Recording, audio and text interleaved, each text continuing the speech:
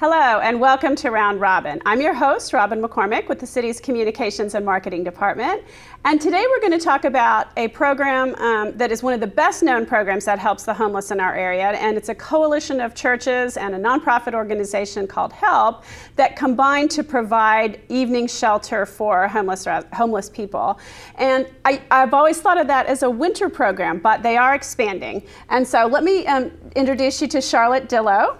And Charlotte runs the organization HELP.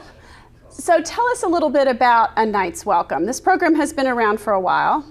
A Night's Welcome was founded in 1994. HELP realized the need for emergency winter shelter, and it was our hope to provide respite from the elements during the coldest winter months here in Hampton. So we opened in partnership with member congregations, and what that means is that area congregations will take typically a host week. They become the host site, and we open in the evenings.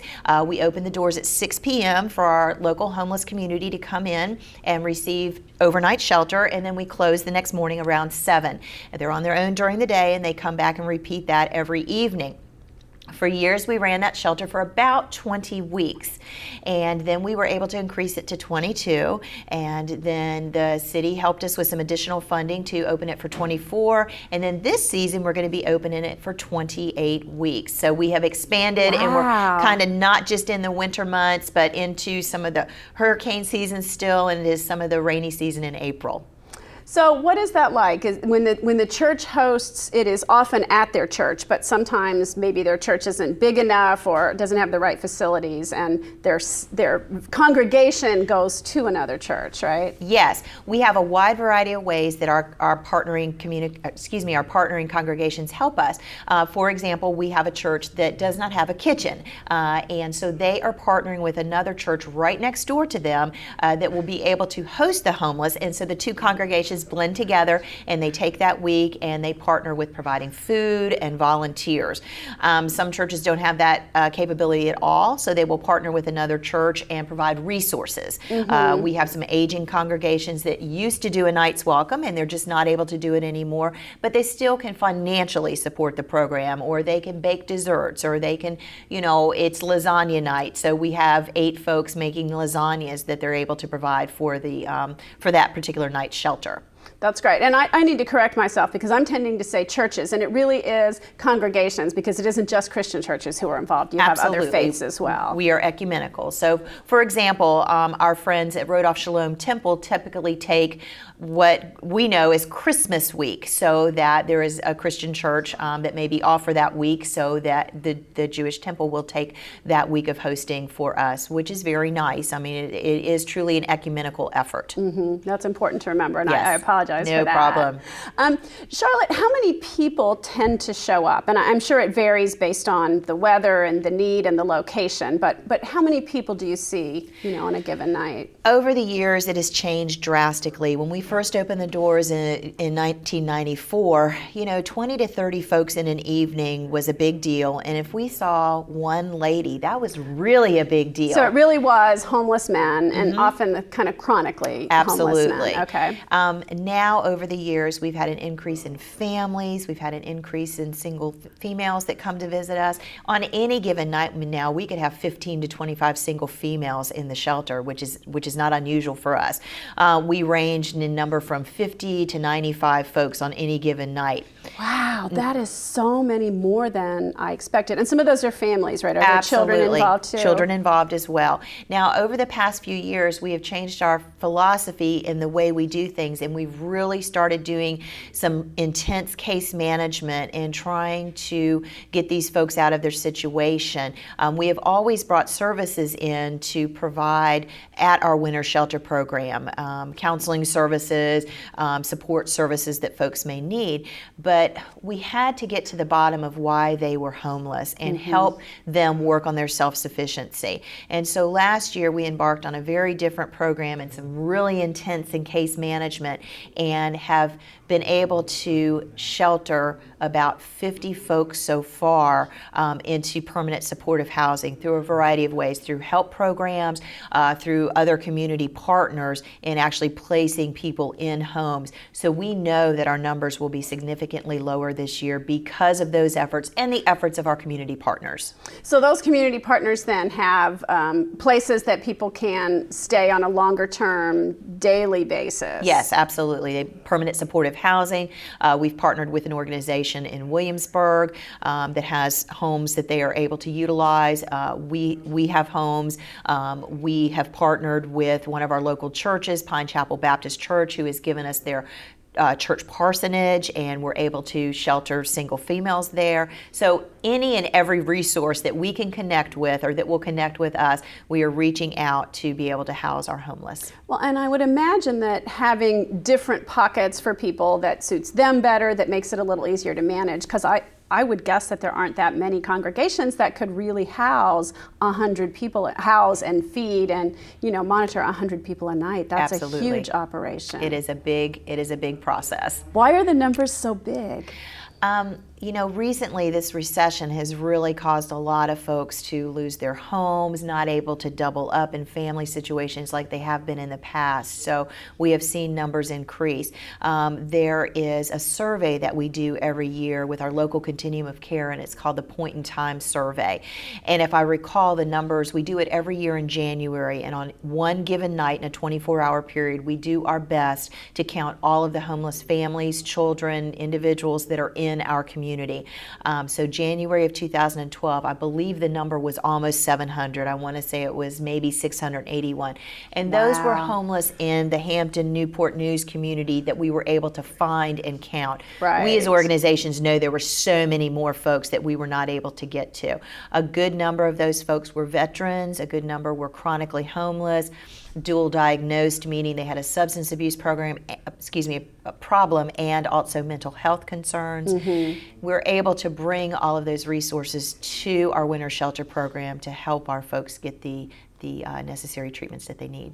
So bringing them into the shelter not only shelters them for the night, keeps them out of the cold, but it helps you get to know them and figure out what that root cause is. And sometimes it's treatable. It could be they need a medication or they need substance abuse counseling. Mm-hmm. And sometimes what they need is a job. So you would work toward making them ready for that. We do the same thing at Night's Welcome Now that we do at our other sheltering programs, in that we sit down with the individual and we do goals. And we make sure that those goals are mutually agreed upon. So for example, if you come into the shelter and you don't have an ID, the first thing we're going to try to do is work with you to get an ID. Why can't you get it? You don't have the money for it. You don't have your birth certificate. How can we work with you? Because that's the start of everything, so you can continue to get services. So we just worked with a gentleman, and after 4 years of trying to work with him and get his birth certificate, he got that, and we had a community day when we did our groundbreaking for our day center back the 1st of August, and he came in and we had the DMV mobile unit there. Well, that's what I was going to ask, if you partner with them. Yes, we do, and they were able to help him get it. He had his necessary documentation, and we were proud to pay for his ID, and so we have a wonderful picture now on our Facebook page of him smiling with his ID. Well, that's great. And things like a Social Security card. I mean, if you are homeless, if you've lost all those resources, you lose that very, very important paperwork all too often. Yes. Well, tell me some more stories. Like, I'm going to guess that you have dealt with people over the years and that you know some people. And so without using names, maybe you want to just share a couple success stories of people who you met in the Night's Welcome program who now maybe no longer need your services. Sure. One of the stories that comes to mind right now is a gentleman named Sarge, and he allows us to tell this story. Okay. It's very public, and it actually is on our Facebook. There's a video I encourage people to go and look at. Sarge, I had never known him a day sober. He was with us for a number of years. He's probably one of the first homeless folks that I met when I began with the program. And last summer, we were down in downtown Hampton late in the evening checking on some of our folks. It was a hot day, and it was probably 10, 11 o'clock at night, and we were down under one of the places that we know that they frequent. And he was not in good condition. And he had let himself really go to the point where he had atrophy in his muscles because he was laying around so much. Oh, wow. doing his thing, and he was really having a hard time. We were really worried about him, and so one of the folks, one of our volunteers said, you know, you are not going to do well. You are not going to make it here. And he remembered some of those very strong words that were said to him. And as intoxicated as he was, I was shocked the next few days that he remembered. But he came to us the next time we made our rotation around to check on him a few nights later, and he said, I've got to get out of this condition. And he did. And he has been 10 months sober. He is living in one of our supportive housing units. He is actually working for us. He still has some physical limitations, so he's not able to hold a regular job, if you will, but he is a neatnik and he likes to clean. So he is actually cleaning our medical and dental offices for us, and that is his way of giving back. He also works in our clothing closet for us and keeps that organized. He likes to cut grass, so he is cutting the grass at our properties.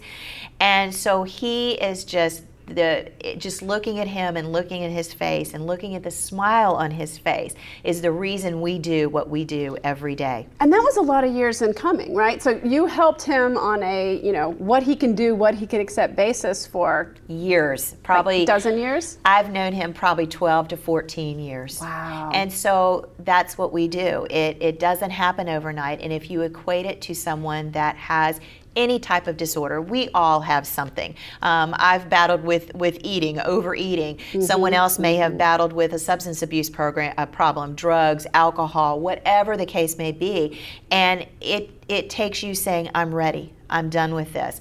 You can't get someone to that point until they're ready to get there. Absolutely. I ran into a former homeless client the other day down at the bus stop. I was getting a bus pass for someone.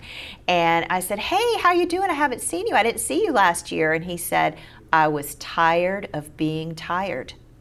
He said, I was sick to death of drinking. He said, I met a wonderful lady that said, enough is enough. And he said, I have my own place now. I'm working. And he said, I'm working for me. I'm not working to drink. He said, I was using the shelter. I was coming in. I was using all my money on my substance problem. And he said, now I'm doing very well. And he looked wonderful, the smile on his face. And he just said, you know, thank you for all that you all did for us to encourage me. And I was just tired of being tired. So is that why you do what you do? That is why I do what I do. Can I mean, you tell really, I'm from like me smiling? tearing up. I know. It is really, you know, such an emotional thing to be able to help someone survive through the bad years so that they can have, you know, a future. We just moved a young family into one of our transitional housing units. They had come to one of our member congregations, Ebenezer Baptist Church. They found their way there. Young family traveling through the area, got stuck here, and the church adopted them. They had 2 young daughters, I believe a 3-year-old and a 10-month-old, and they were just in dire straits, and they were living in a hotel and not knowing where they were going to go next. And now they are living in one of our transitional units and doing very well. And again, the smile on their face makes us know that we're doing what we're supposed to be doing. We rallied the troops. They needed diapers, they needed pots and pans, they needed all of these things. And the community is just a wealth of resources in helping folks when we can get the need out and they know what we need. That's wonderful. Okay, so back to A Night's Welcome. The program will be longer this year, and you said 28 weeks. Yes, we'll begin October 13th. How many congregations do you have participating? Right now we have 24 host sites. We are still looking for 4 more host sites. We have had several of our member congregations step up and say that they will do a couple of weeks for us. That's what I was going to say. So it's that hard is to huge. find. That is huge. We have folks that have said, okay, you can use our building, our facility here at the church, but can you get some extra volunteers? So that is another way folks can help us if they'd like to volunteer for the Winter Shelter Program. We'd love to have them. Okay, so suppose I'm, you know, maybe a church member or maybe not a church member, but I'm not already involved in this program. How would I go about saying I could help? If you will visit our website at helpushelyou.org, and there is a tab on there that you can fill out to be a volunteer and say you'd like to help the homeless or volunteer with our Winter Shelter Program. We'll get right back with you and put you to work. That sounds great. And you know, that volunteer effort, I don't even know if you could calculate this, but what would it cost if you didn't have all these volunteers. If you were, somehow having to pay to have a building and heat and cool the building and have a staff that monitored folks overnight. We did a calculation a few years ago with the number of volunteers, the number of hours they worked, the heating and cooling bills, for the churches and the water, and it was well over $250,000 just for the winter shelter in what folks gave in kind for the food and the volunteer hours.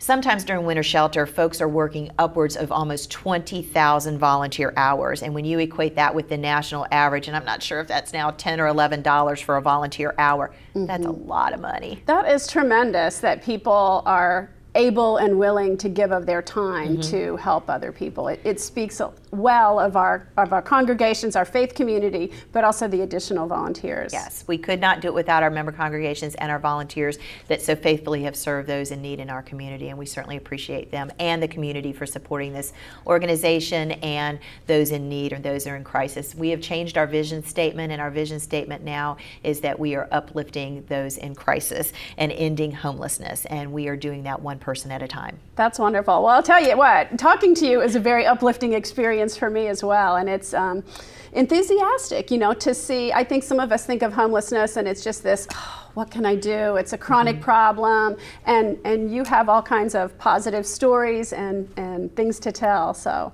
I thank you very much, and I would say that when you're meeting folks on the street, the best thing you can do is support a local agency, whether it's HELP or another organization.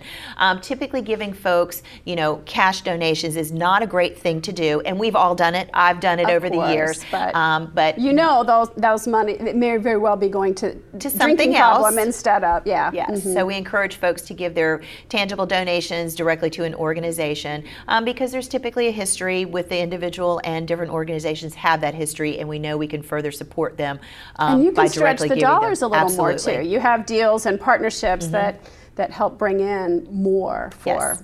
Okay. Well, thank you very much, Charlotte. It's great talking to you. Thank you so much for having us. And thank you for watching. I hope you will think about volunteering or getting your congregation involved in a night's welcome.